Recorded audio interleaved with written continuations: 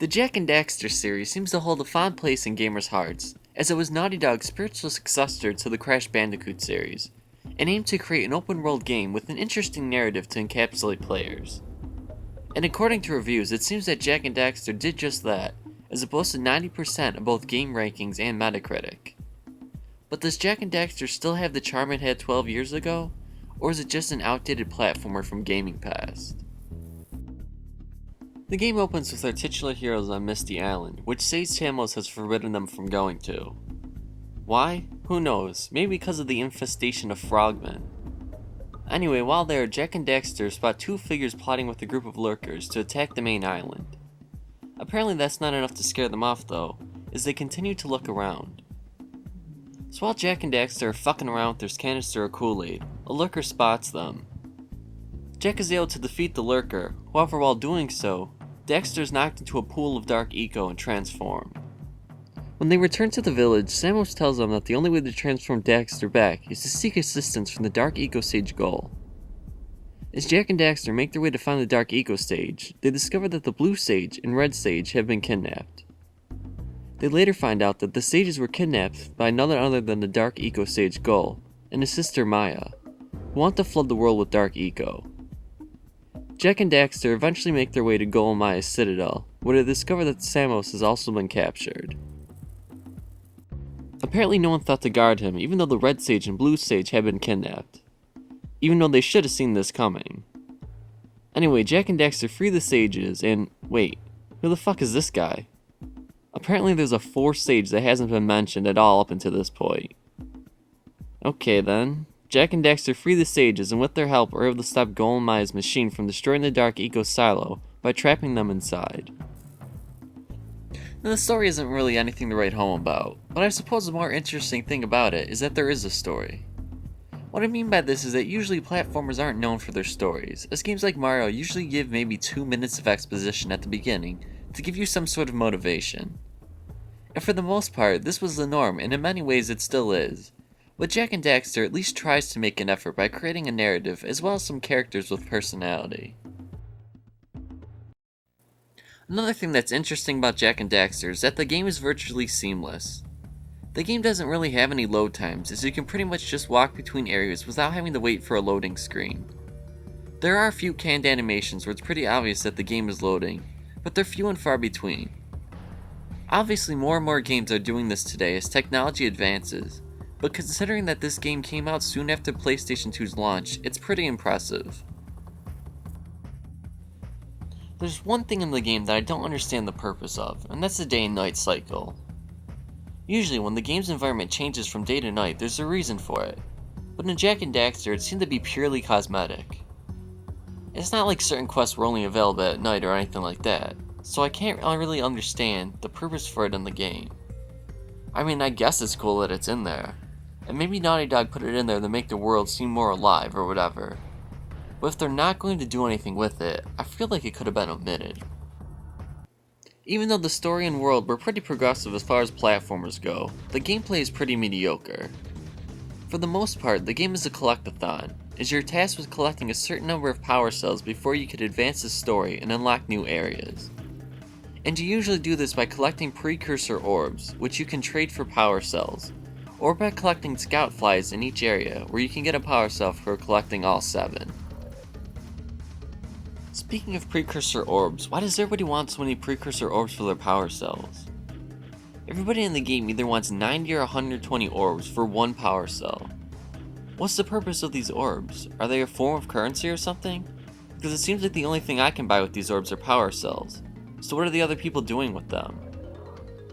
What makes matters worse is that most areas only have 50 to 200 precursor orbs in them, so you'll most likely have to find all the orbs in an area just to have enough to buy one power cell.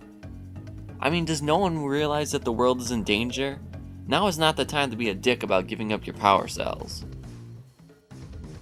Besides collecting precursor orbs to trade in for power cells, there are also plenty of obstacle course segments, where on completion you'll get a power cell. These range from simply hitting switches in a certain amount of time or running across platforms before they fall out from under you.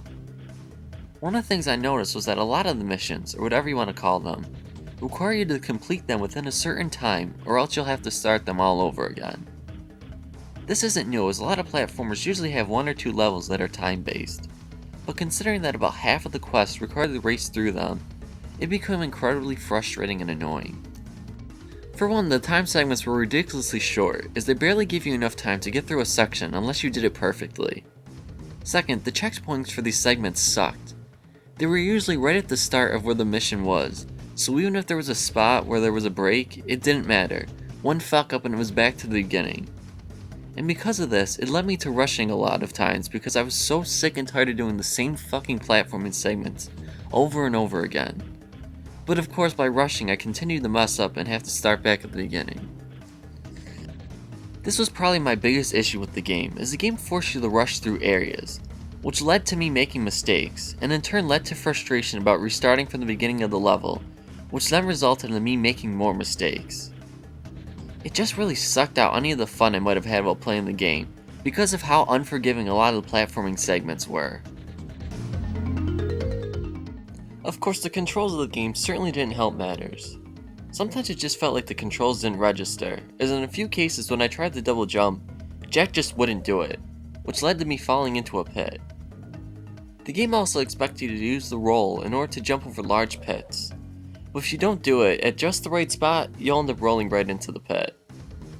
And then finally, there were parts where the jumping just seemed absolutely broken. Like right here when I was trying to get this power cell. I must have tried to get up here 20 times before I was actually able to do it, and I have no idea how I was able to. And I swear I tried rolling at it and standing right on the edge and jumping, but nothing worked until Jak was sort of able to stick to the side of the roof and climb up. What bothers me the most about this though, is that I'm clearly supposed to be able to jump from this cliff to the roof. Otherwise, why would it be here? Besides the platforming sections being a bit shitty, the driving parts were absolutely brutal. For some reason, the zoomer felt like you're trying to ride a bike without handlebars, as maneuvering it in any way causes you to swing wildly in that direction. Not to mention that the thing is so bulky, it's virtually impossible to dodge anything if you're even remotely close to a hazard. It seriously felt like any time I was near an exploding crate, I would target it like a heat-seeking missile and crash into it. The best part is that there are several zoomer sections in the game, and even a whole level revolving around it.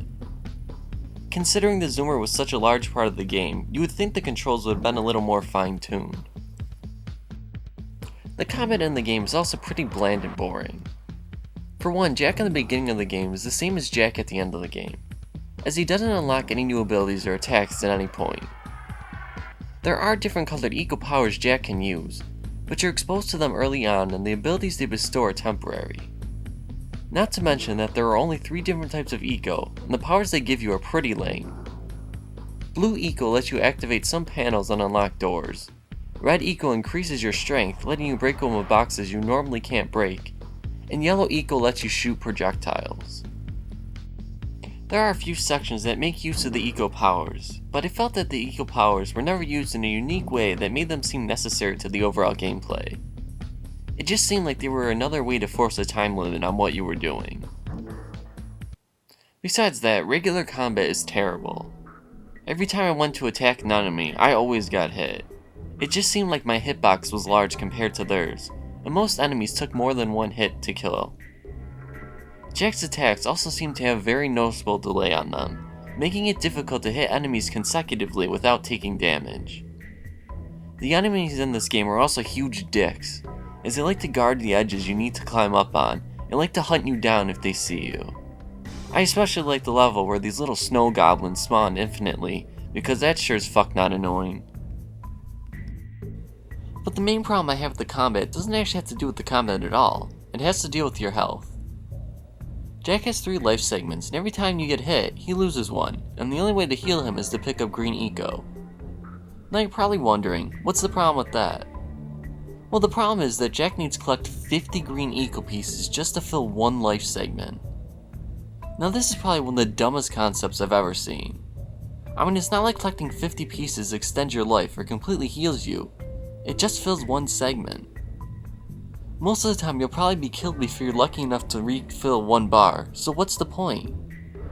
I can understand if Jak actually had a life bar instead and picking up green eco will refill the bar, but the way it's implemented in the game is just so goddamn stupid. So what's the deal? Does Jak and Daxter still hold up today? No, I don't think it does. The core gameplay elements just seem outdated compared to newer platformers. Sure, some platformers have you collecting little whoozy whatsits and whatchamacallits, but now collecting stuff is more optional than required. The actual platforming elements in Jak and Daxter also feel more unpolished and stiff than in current games. That being said, I can understand why people might enjoy this game, considering the time period it came out in, but I feel by today's standards, Jak and Daxter just doesn't hold up. Hey Jack, can I have your insect collection?